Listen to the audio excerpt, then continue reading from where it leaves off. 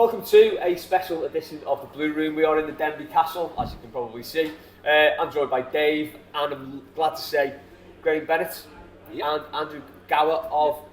Never got that wrong. Andrew Gower of Gustaffson. Easy for me to say. Yeah. So, Graham, drummer, driver, sidekick, Toffee. Yes. Andrew, actor, singer, songwriter, Toffee. In that order. I mean, you can move it around tomorrow morning and the day after. What came first, the singing, songwriting, acting, or was it all like... Music in my house came first. Yeah. So like growing up in Liverpool and, you know, in and around music, it was always music first. Acting, when I went to drama school, the music went on hold. So I went to drama school at 18, went on hold. Me and Webbo, who's Graham's brother-in-law, is our guitarist of the band. Unfortunately, family a red. business. Yeah, it's a family business. Yeah. He's a red. We forgive him. But he knew me. We were in bands prior to drama school, and then it was in 2020 that I got Gustaffson together as a home for the songwriting that I'd suppressed since 18 years old. Good stuff. So Webbo, his name's James Webster. It's not that James Webster. That's why. I mean, he gets a bit annoyed that I call him Webbo all the time. But I'm like, if you're in Liverpool and I call you James Webster, people are going to think we're doing a collaboration, right? So, so is he asking about that at all? Oh, James You know Webster? what, yeah. No, not yet. I'll tell you. No, but it's interesting, right? Because he writes the Liverpool songs. So Exactly. Yeah. Hands across Stanley Park. Yeah. The things, I know you've joined us a couple of times. I've always been fascinated generally with bands, how you come to form. Obviously, there's an Everton connection here, like you've just explained right at the start. But how did that come about with you guys sort of even knowing each other first, really? Me joining was a bit of a random one. So I'd always heard Andy's name because he's been friends with James for so many years and I'd never met him. Anyway, short story was, I knew when it came to the point of the hammer dropping of saying that Andy wanted to get together and write some music, you'd asked James if he happened to know any drummers.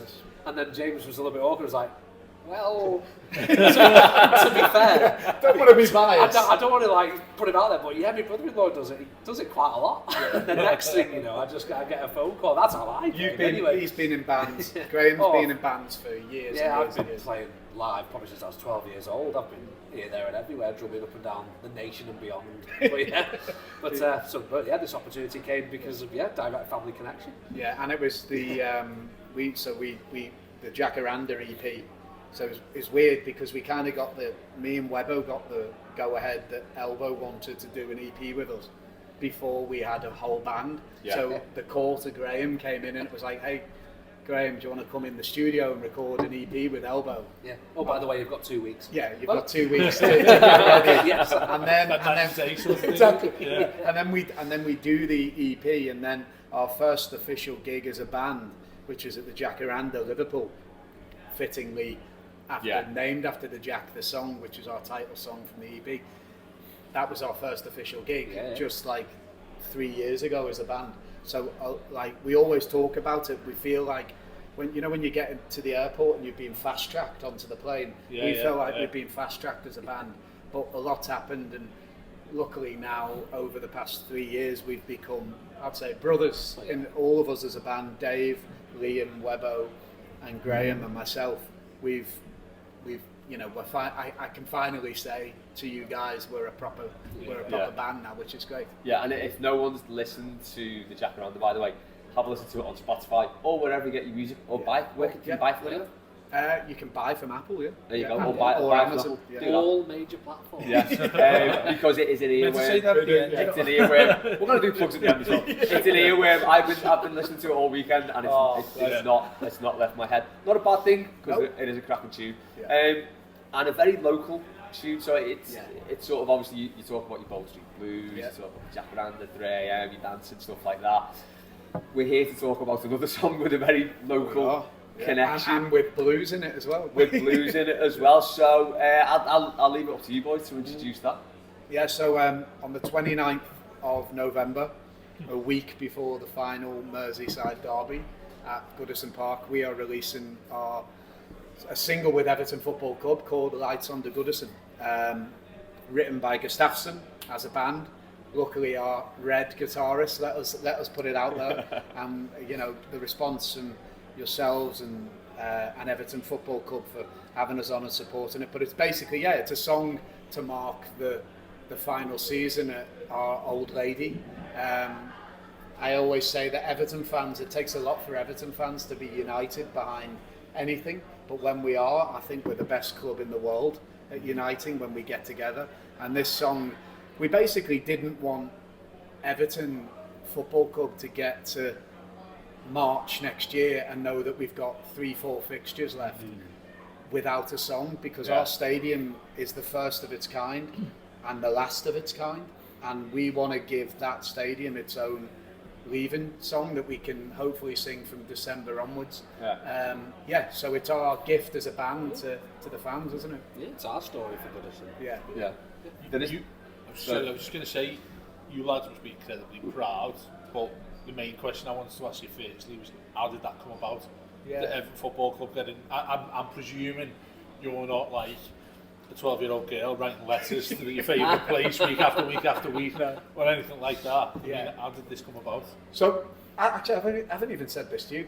There's a dear friend of mine, Sam Hoare, who's an amazing screenwriter and actor and blue, and he happened to know a couple of people from the football club in the PR team, and I told them that we'd written a song, that we were going in the studio with Tom Roach, an amazing producer as well, with Kings of Leon and Sam Fender, and that we were writing a song for Everton. So basically it was the chicken and the egg. The egg came first, and then we went to Everton, the chicken, with the track, and we said, look, we've done this for the football club, we filmed it, we've got a video, we want to gift it to you, we want to release it with you. And they came back with open arms, didn't they? They loved it. It was an amazing response. We went into Everton HQ at the Liver buildings, like two 12-year-old boys, excited. I actually brought my mum and her husband, who are big blues, and we went in, and they interviewed us, and they're back in the track. So in answer to your question, it was the Newcastle game when the Riddler came on the pitch and Iwobi scored that. I mean, do you remember that game? The Riddler came on the pitch, and I wrote a poem on the way back. On my way back, I live in London, unfortunately, and I wrote a poem on the way back the morning with no voice left, called Our Spiritual Home, and how for 97 minutes, or that night it was 97 minutes, just like theatre or film, I switch off. And you can't reach me on my phone, no signal. I was in wooden seats at Bullen Road. The seats are terrible, they're not made of gold. And for those 97 minutes, I'm all Everton. And I know for a lot of fans, we're the same, good, bad, ugly, amazing. We all switch off and Everton's our home. So that poem, Our Spiritual Home, which is now Lights on the Goodison, came from that night on the train home to London, and then I sent it to. Where were you at the time? You were on a beach in Cornwall. This is not couldn't be further away. This is not uncommon. So I'm chilling on a beach in Cornwall and get the voice note of the words. Your daughter lives in Cornwall, doesn't she? Yeah. She lives down in Camborne. We were visiting her, but so I just get the words through. It was really raw at that point. Literally just words, which is ace. And then you get together with Jay, and then the songwriting begins. But even then there was already ideas flowing around. Like it's just, it's great because it's like two separate types of song in one song. It's like the Game of Two Halves. It's a song of two halves. It's got that lovely emotive sort of feel to the start of the song, but then the real, it's sad to be saying goodbye to Goodison, but at the same time, wow, look at the great times we've had at Goodison Park, and really reflecting on it. And it started off that raw, and then the song was written quite quickly. We had to. It was a quick turnaround because, in typical fashion, because I live in London, I'd said to the guys that we're booking into the studio in this date, so we need to get it ready. So we had a kitchen session. And the song was ready in one practice. And we went into the studio the next week, didn't we? Did the club have any specifics when you've given him it? Have they had anything? Can you include this? Can you include that? Or is it properly it's given you every license you've got to perform yourself. Well, as I say, it was written before we went to the club. Oh, so they've said to it. So basically, that's what they want. And I guess, that's a proud moment then, isn't it? And they tick that and say, yeah, lads, here we go. Exactly. And they've listened to, Gustaffson music beforehand, I guess, as you say, the Jacaranda and the new stuff that's out now. But I think it's that thing of, I guess, and I did it a while back when my great uncle died. I wrote a letter to Everton before I even became an actor. And Everton, I think, is a football club, if you reach out with sort of a story or something, they've always been a receptive club. And I just, I doff my cap to them for this, because they greeted us with open arms, and I just think, I guess it was written with a pure intention of it's for the fans. We panic about relegation every single season for the past 3 seasons. I lose count. It feels like forever. So hopefully, as a fan base, we're just going to be given something that we can go, well, at least we know we've got something to celebrate leaving our home, which is a big moment for us, and we'd hate to look back and say we didn't have anything with it. Well, as much as it's for Goodison, it's for the fans as well. It's a sort of, like you say, as a collective, Everton fans are so great. And let's say as a combined force, we really hope this song speaks to the Evertonians, and we can all join together, because it means the world to us. We want it to mean the world to the rest of the Everton collective as well. And how that establishes is it's literally in the last season as well. So when you go forward to Bramley Moor and whatnot, last day it'll be played a hell of a lot. Fans will have it. They hear that, and I think that was the last season. So again, going back to that, we're proud if you guys doing it as Blues. I mean, I think anybody that hears it will recognise that, like you said, it's in 2 different sections.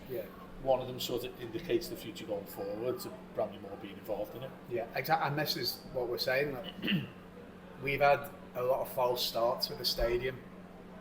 A lot of false starts. Could have been attached to Tesco, could have gone to Kirby, all of that stuff. We all know. that. I haven't included all that, have you? No, that's the B-side. That's the B-side album. That could have gone to Tesco. Peter Johnson, Kirby Golf Course, 97. Here we go. But the beauty of it is now, we're ended up.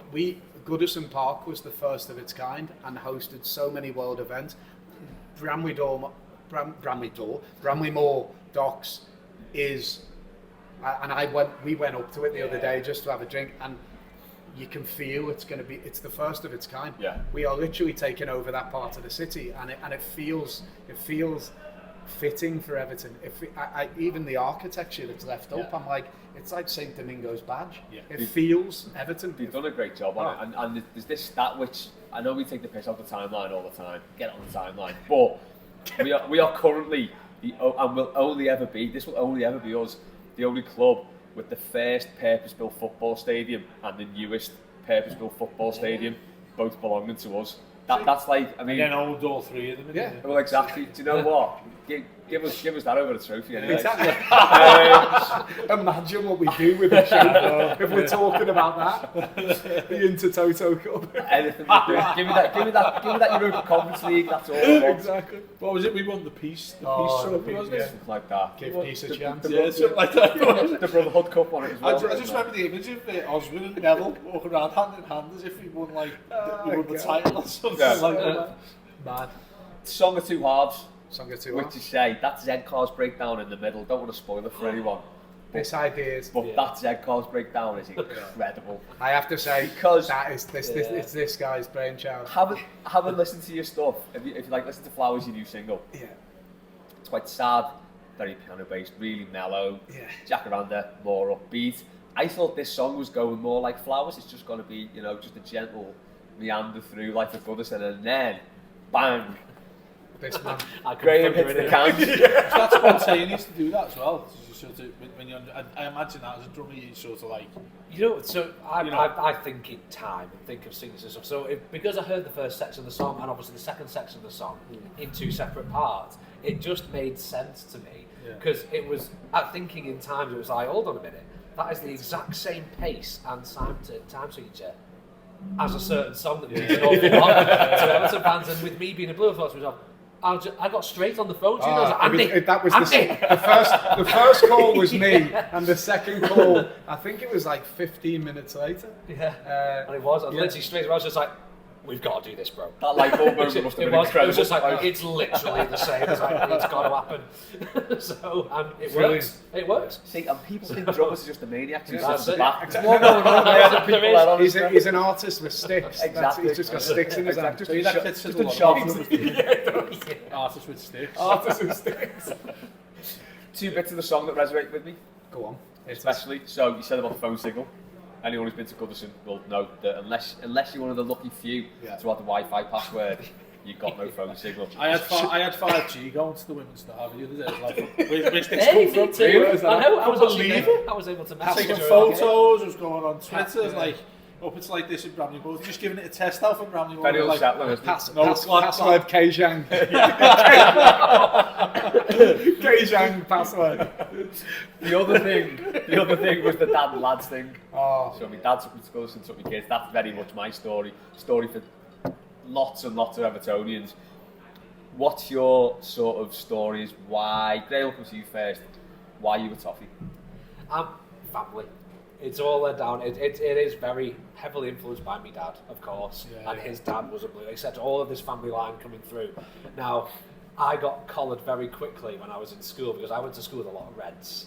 And when I first started getting into football, there was a lot of talk and everybody was going towards the Red side, and I got told under no circumstances is that going to be happening. So I came home and I was like, hey Dad, Liverpool? And it was straight, I don't think I managed to say the word. He just went, no. And then it was straight down the Everton path for me, but that's my journey. So yeah, thanks Dad. Yeah, same as me. do you not find that, like, all of us, do you not find like it's difficult? I used to find it difficult with all your mates and Reds.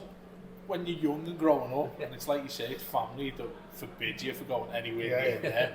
And I know we laugh and joke about it, but it's actually said. I remember my dad mentioned it. It was like, oh, I might go to a game with my mates. He's going to like the reserves game. He said, you're not going anywhere. And I was like, oh, ha, Dad, and all that. I promise you, son, you are not going near that ground. I was dead lucky in that regard. So I was 8 in 1985. So all of my mates were Toffees. Wow. So my whole friend group were Evertonians. Yeah. And it wasn't just because we were good, because it turns out all our fellas were Toffees as well. So it was just like a nice quirk of like the lads who met and played football together, who will live by. But yeah, I never had that, thankfully. I was going to say, how old are you? I'm 35. So what, I'm nearly 37 now, so we haven't known any of this No, stuff. I haven't You seen definitely that. have no offence. I'm looking at 97 years old, but I'm 41.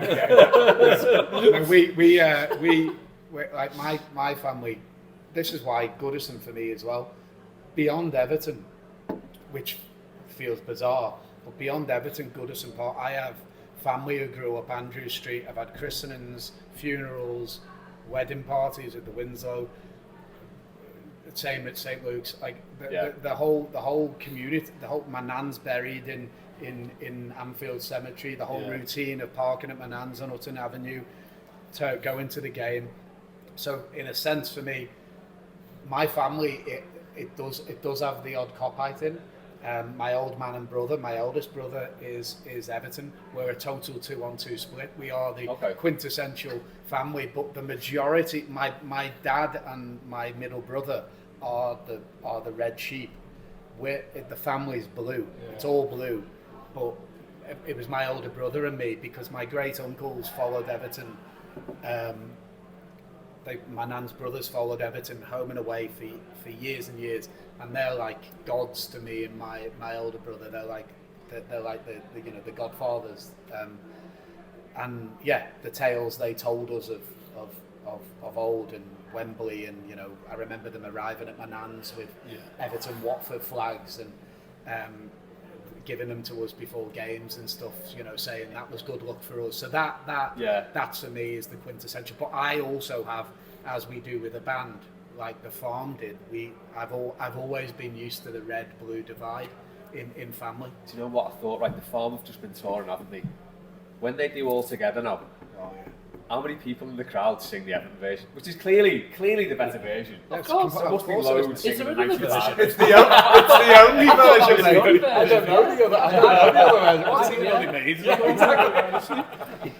That's not the farm. But you know, it's interesting what you're talking about, where, like, you know, with that age where you've never seen the success of Everton, as is talking about having the fortune of going through that time when we won things and we were successful and it was us versus them. That connecting to what you guys have done for this at Goodison must be that connection to when we were actually the way we were. Yeah. Because Goodison itself, like, you know, we could bang on about it as we do every week about Everton losing games, what position we're in, are we going to be in the Got to do it again on Monday then. Oh, that's it. It's every week. Back on the horse. Yeah. We're talking about that defeat against Brentford last week, and this is going out. But that to me, if I was in the position we were in, that's what I cherish probably above most other things, is the fact that you've got that nostalgia to bring forward to something that you've brought forward that is new and associates to it. And I presume, as Blues, you get a little bit emotional with that as well. Yeah, well, I mean, the narrative of the Premier League is the big six, right? Which Notts Forest are sitting in right now. Yeah. Interestingly enough, the Premier League probably don't want that. It's interesting, right, that we us Everton and Forest last year were the two teams that got the point deduction with probably two of the most within the big six illustrious histories within the Premier League. So it's interesting that I think, us as a band just want to, I guess, it's always nice to take that energy into a new stadium, because we are all, you know, I know Dyche says it a lot, but we are all custodians of our football club. Yeah. And I think a lot of Evertonians, because we've had to, our knowledge of the game is quite rounded, because it's had to be. We've had to enjoy other football teams. We've had to watch Tottenham v, you know, Villa on a Monday night, because actually sometimes watching Everton is painful. So we understand. My brother, who I adore, who's a big fan of your show, our Dave, who brought me into Everton, he is probably one of the most rounded football fans I know, because he watches football, because actually sometimes watching Everton is too painful. I was going to say to you about that, how many different instruments have you broke watching guitars? I've just got a microphone. That's why he hits the drums. That's why I chose violence. If Gladys Street need a drummer in for the new stadium, literally, is that why Jamie's the guitarist? Because he's the guy who's quite chill about it. There you go. So melodic, not to worry about. Nothing to worry about at all. The one thing I wanted to ask you both, away from the music, do you remember your first Everton games? I do. Go on. So I know I know my dad had taken me pre this, but the first one I remember was a bad game back in the early 90s. We played Norwich City at home. We got beat 5-1 and Efan Akuku scored 4. Yeah. And that's the game I remember. I had been when I was very little, but I sadly don't remember those games, and we were probably better. But that's the first one that sticks for me. That Mike Walker? That had like long repercussions, that game. Because that was basically Mike Walker's audition for the Everton job, wasn't it? It was, yeah. Still talking about that. That was that's why when he said it, spat my beer out. It was like, oh my god, yeah. So that game, I remember being there. I remember that game very well, because at the time I'd gone, because the football team I was playing for at the time, Eagle Sports, had gone as guests of the club, because there'd been a very sad event in Warrington that had happened pre-them. So he played for the age group above me at Eagle, so Eagle had got invited down to that day as a nice sentiment to Tim. But that's so for many reasons that game I remember, because of the whole thing that went on. But the result, bad times. The old Park End was still up there as well. Remember the old one? Yeah, it was, I remember that was before the new Park End was built as well. But I just remember the atmosphere, even despite the defeat. It's such an intimidating atmosphere in that stadium. It was so loud. Weren't our crowds, or was it just after that, our crowds were really, really small? Yeah, they weren't really bad. So it was like 15, 16,000. I think Kendall's last game against QPR was about 16,000. It's remarkable. So it really dropped off. If you think about Goodison, I think like a League Cup game, like round 2 gets more than that now. Yeah, this was like Premier League games, so we were getting like 16,000. Do you remember yours? Yeah, mine was Walter Smith era, which is mad.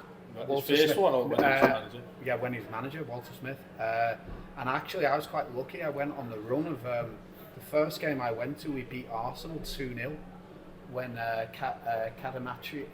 Campbell Cadamatri goals, and then the next game I went, we beat Chelsea 2-0. And I was like, because we didn't have a They were two really quick. Them two games were like 2 or 3 days. Yeah, exactly. But it was that, the camp. It was the camp because obviously having a red for a dad. It was my older brother when he started. He's 10 years older than me. He started making money, and we went. And then my mum married Chris, who's a season ticket holder, and then that was the Moyes era. Was the era that I was at every game with Chris because he had a season ticket at Lower Bullen.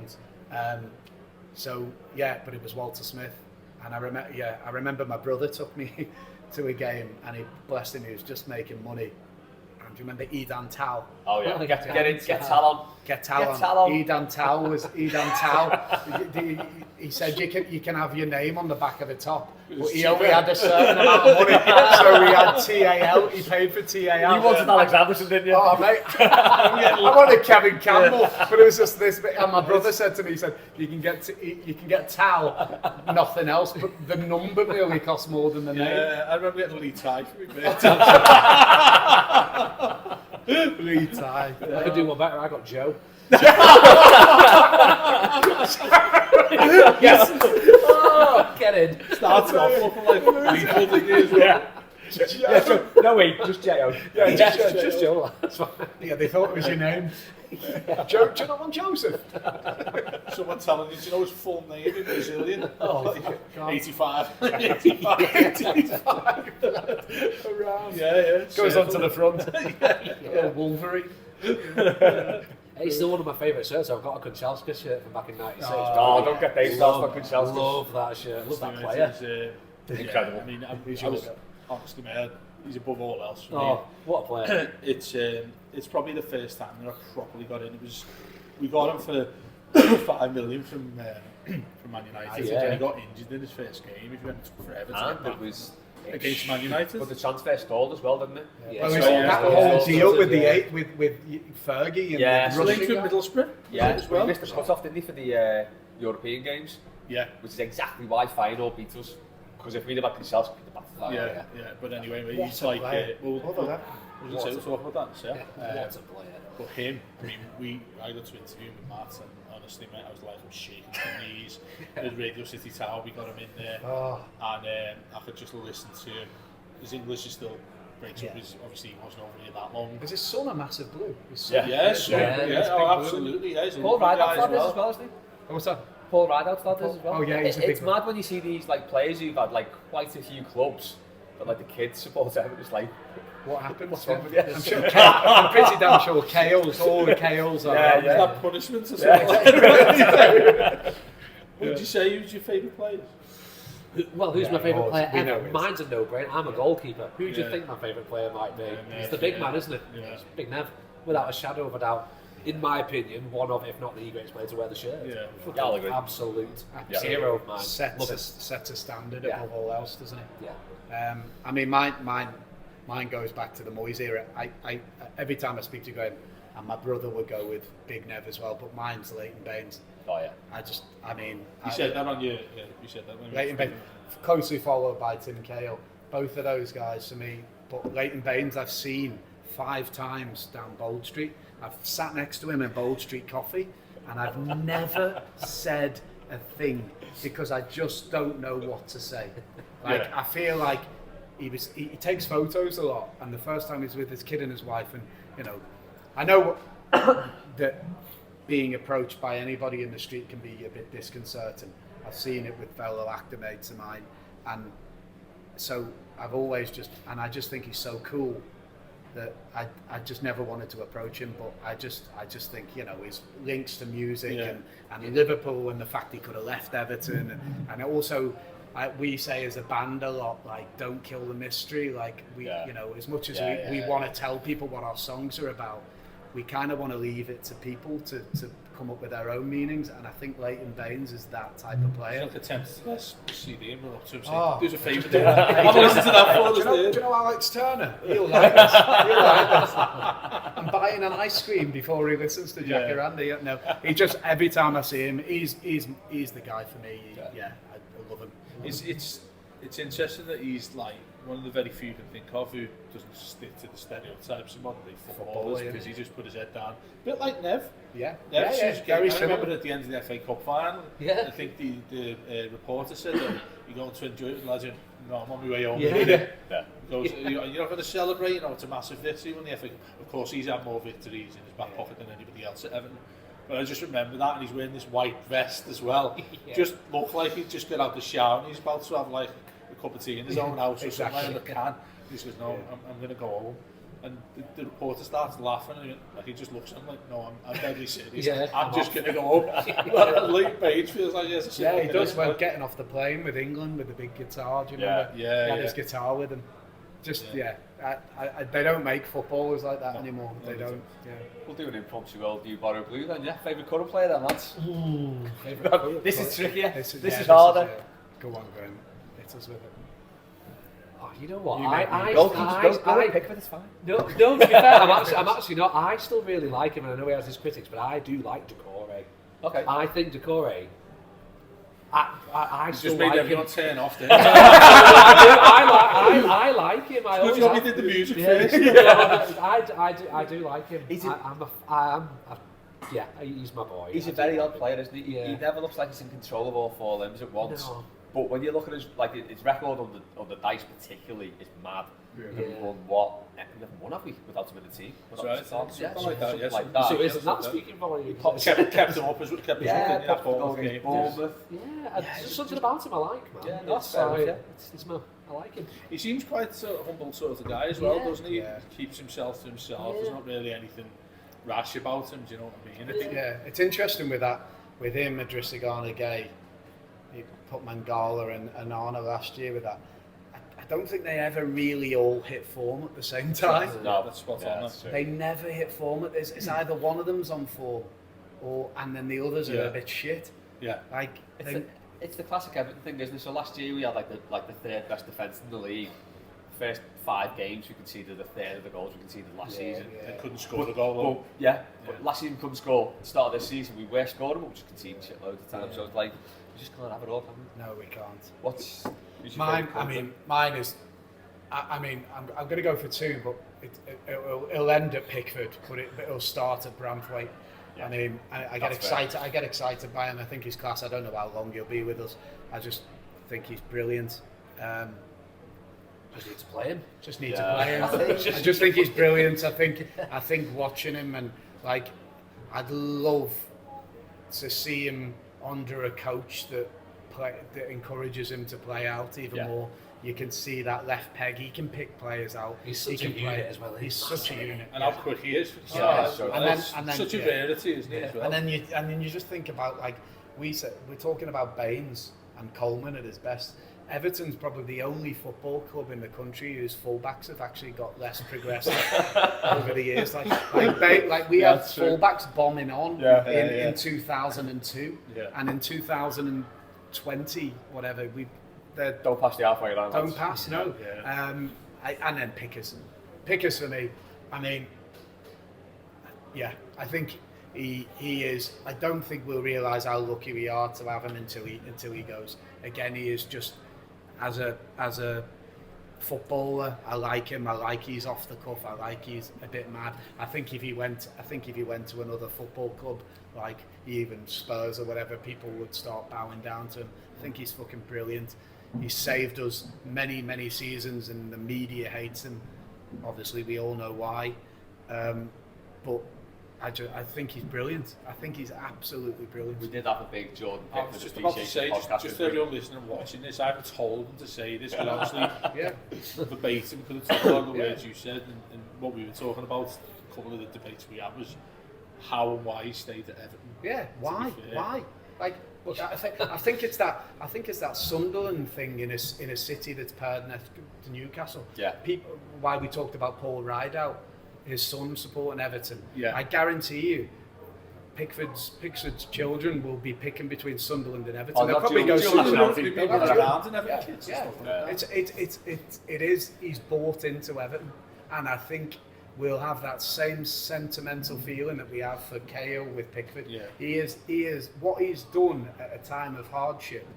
My missus has no emotional attachment to Everton apart from me and see me cry and get angry.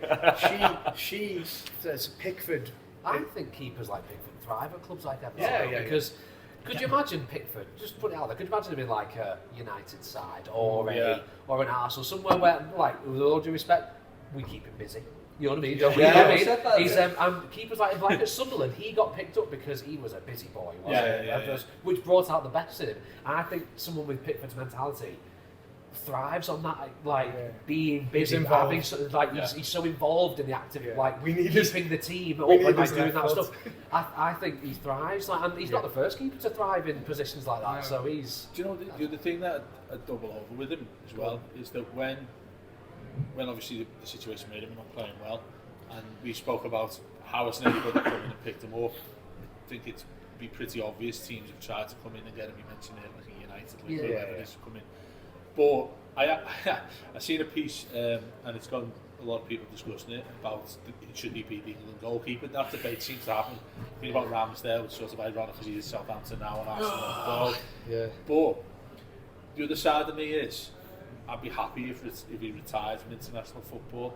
The amount of stick the lad gets is sort of comes from nowhere. I know we'll have incidents with him where, like you said, he loses his head a little bit. You think those Newcastle games and all that, but by and large, you talk about Nev. I mean, he's comfortably the second best. When you think about Nigel Martin was great. Nigel Martin. Tim Howard, less said the better for me. Everyone else can have their own thoughts on that. But with Pickford though, for him to stay at Everton, I'm more than happy if he's sort of like, he doesn't sit there and realise I need to leave Everton to stay as England's number one. Because it always felt like that when, I always remember this randomly with Michael Ball. Do you remember Michael Ball? Yeah, when he went to Rangers, But he got his first cap for England.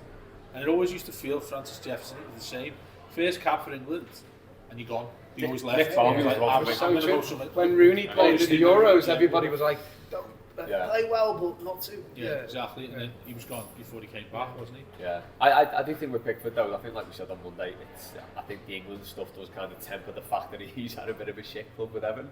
That he does have that sort of. It's easy for big tournament stuff for England. He gets that big game experience with England that he's probably not going to get. He's sitting duck, isn't he? It's easy to criticise Everton. Yeah, definitely. Put you on the spot a little bit. Go on. Any player you would have loved to have seen played for Everton that didn't? You said that today, didn't you? Yeah. Don't think I want to talk about it.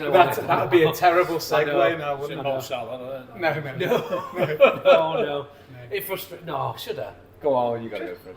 So, do you remember? So Virgil van Dijk used to play for Celtic. Oh yeah. No. You got to mention Roberto Martinez now, aren't you? No, just in general. But you do know we're going to edit this. Don't you? That's why I'm not going to talk about it. I might change go on. Yeah. No, but at the time when Virgil he went to Southampton for crying out loud, and Everton was sniffing round him. How did we miss out on a player? He was silly at Celtic as well. Do you know what I mean? And he was so good at Celtic, and everyone recognised. I know he was. He was so good. I've got the answer.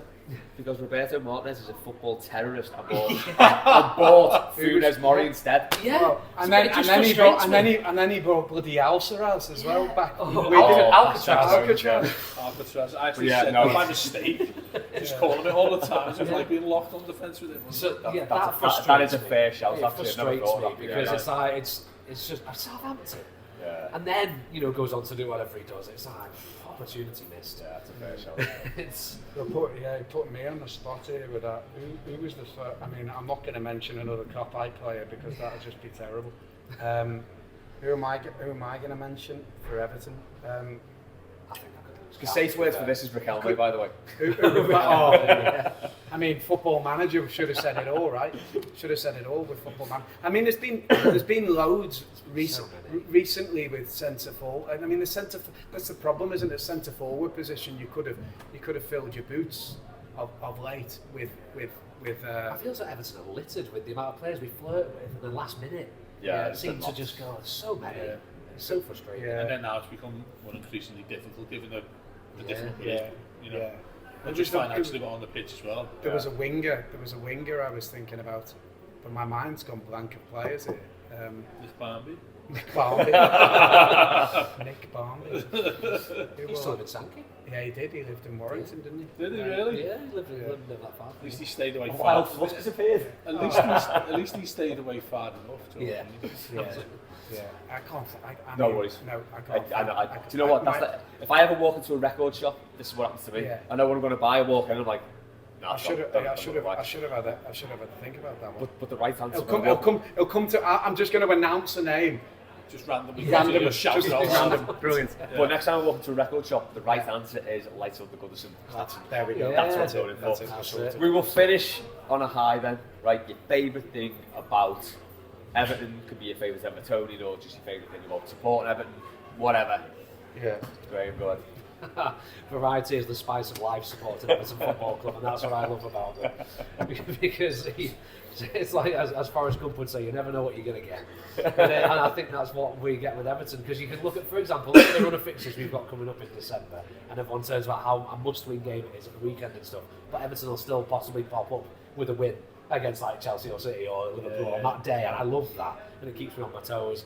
Of course, I've got the love for Goodison Park. That's why we wrote a song about it. Like, I love that cauldron of football that it is. The world first for so many things with that stadium. And the club excites me. I love the club, and there's so many things. It's hard to create like one specific thing that I love so much about them, because there's so much over the years, the highs, the lows, and I love that roller coaster, to be honest. And that's what keeps me coming back. That's fair. Do you know what's really interesting when you say that? Because I bang on about, I seem to mention it every single show we do. I've got to the point where I can't stand sentiment with us, and we're probably the most sentimental club you can ever think of, and that is to do with when we were really successful to the way we are now. People remembering back. You mentioned the likes of Ruben and stuff, and he's a blue when he came back, and when he came back in 2016, 2017, Shots to the boys. He scored that goal against Stoke with his head. I think he started crying when he actually did that, and I sort of blame myself for starting stuff in that sort of thing, which is sort of ironic. We've just been talking about your song, and so all looking at the big close and whatever, which is that's much more. There's much more of a feeling about that. Some of the things, it's just like, oh, because they played for Everton, then we have to like that particular side of it. And I just feel like what you said there, talking about the way Goodison's been, the way the club's been. I mean, we are absolutely nuts. It is crazy that football club over the years. So, yeah, I mean, it is for me. It's the. I think the best thing about Everton is, I feel like it's what I came back to before, when we unite. It's horrible when we're not united, and it's horrible when Evertonians are getting at each other. But the best thing is when I walk into an event or a pub or the dentist, and somebody knows you have a connection about Everton.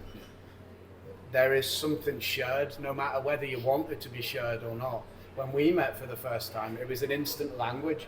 We could describe a day. If I said to Graham, I said, I'm feeling a bit Tony Hibbert today, he'd know exactly how I feel. You know, you're going to score against exactly. Don't want to pass the halfway line, and I'll get a nosebleed. You know, like that shorthand you have with an Evertonian, and also, as I mentioned before, the brain of an Evertonian, the understanding and appreciation for football, and I think the potential we have. I think we've got a fucking big potential as a club that we haven't tapped into, and I hope that we get that, because I think we deserve it. But also, I hope when we get it, if we get it, that we come together behind it, because I don't want any of that thing that you don't have a purple bin so you're not allowed to support Everton. I think that's utter nonsense. I think there are people, Evertonians I know, who live in Australia, who've never been to Goodison Park, who are my cousins. You know, that sort of thing. Dave, I'm just laughing because Dave's got a purple bin. I've got a green, grey and brown one. But there we go. I mean, I grew up with a purple bin, just as they were coming purple bins. Yeah, but you know, that's the sort of thing for me. I think it's like we all understand the importance of the club. Well, do you know, it's interesting you say that, because you think of the size of it's sort of not big in clubs in inverted commas. you think about Liverpool's fan base all over the world. We joke about Norwegians coming over to JLA and all that sort of thing. I'm not saying that we'd crave that. No. But you look at Evertonians all over the place. I mean, Rob Vera does a lot of those. There's loads of Blues in the States. Loads in Australia. I always check every week the stats on the podcast. I'm a bit of a geek like that, and I'll check, and you'll see like when it'll pop up where we've had listeners from. There's like a few thousand dotted all over Malaysia, Japan, all sorts of different places, and you think, do you know what? And you probably have to relate more to this, Les, but you think when we were huge, we were huge, and everything huge in a different sense now. Like I just explained there, people have a connection to Everton across the world. But a lot of us probably don't really tap into too much in that. You think about what you guys are doing there with the song and with the club. You'll get people from all over the place. I'm sure Rob will be singing all about it anyway because he loves his music. But that's the thing. If that ever happens, it's our responsibility as Evertonians, maybe from the city, to pass the stories on, right? And say you support Everton because of this and this. I've just had the thought, by the way, Pedro Neto was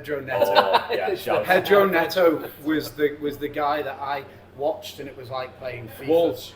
Wolves when before he left. Pedro Neto was my guy. I was like, he's the guy. Sorry. Anyway, but we have a responsibility as football fans to as Evertonians who've grown up in and around and go to the stadium to spread the stories, and that's what we're trying to do. Is like, this story might not speak to every Evertonian, but it's our thing that we want to go where it's over to you guys now to see whether you like it or not. If you don't, then don't worry about it. But if you do, spread the word. Do you know what's really interesting about that as well? We've had it in the Denver here, of course, which is our home after every game. We come here to the post match, and loads of Blues come in, and we always say, "Come and have a pint with us," and all that sort of thing. That sort of that aspect, the stuff that we do as a podcast, everything we do, obviously we're incredibly proud of that.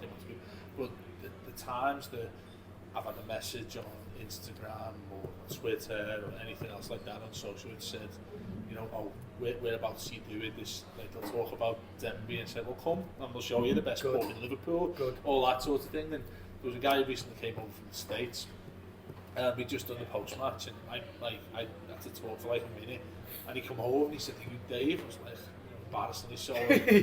Yeah, I am. What have I done wrong? And I sat with him. Sat with him. What do you want, mate? Do I owe you money or something? And we were sat outside on the wall, and I spent about 2 hours just talking to him about his relation with Everton.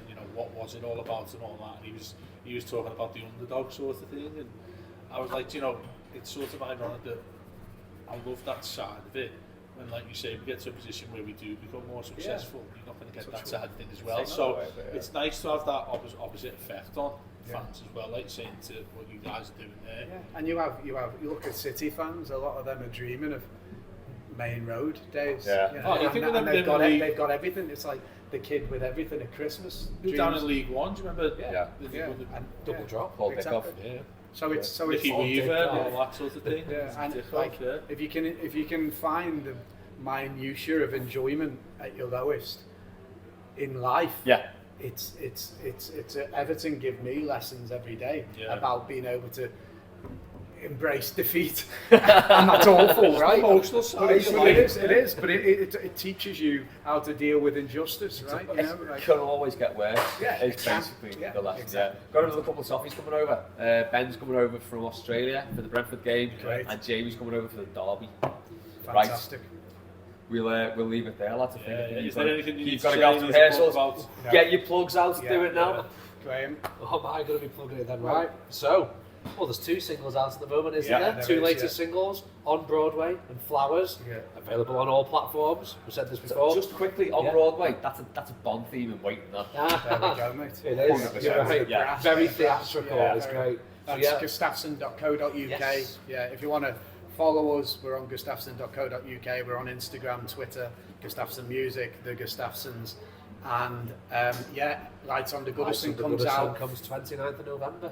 The week before the last ever Merseyside derby. So hopefully it gives us, something to sing in the faces Well, of were our... you saying before the club are putting it website and everything? Yeah, They're going website full and behind everything. it, so it'll be obviously. there for Exactly the Evertonians same. to find. We have all the bells and whistles on it, don't we? Yeah. It's obviously an honour to talk to you guys once again. Honour to be here in the Denby with you guys. Brilliant. Yeah, cracking stuff. Fantastic. Thanks for Cheers, having us. fellas. Thanks for having us. Cheers, gents. Thanks, Dave. Thanks, Andrew. Cheers. Cheers, Dave. Cheers, Matt. Over Cheers, there. Matt. Just, I'm Matt over there, by the way, and the little lumps, the little things you hear. Yeah. It was him in cell 20s over there playing He darts. just got number 17 for Tim Cahill. Yeah, Well, pressure's on him now. Number 17 for Tim. Thanks to everyone for watching and listening. Yeah, we'll be back with loads of other stuff, as we always are. That's been us for tonight. Up the toffees. Up the toffees.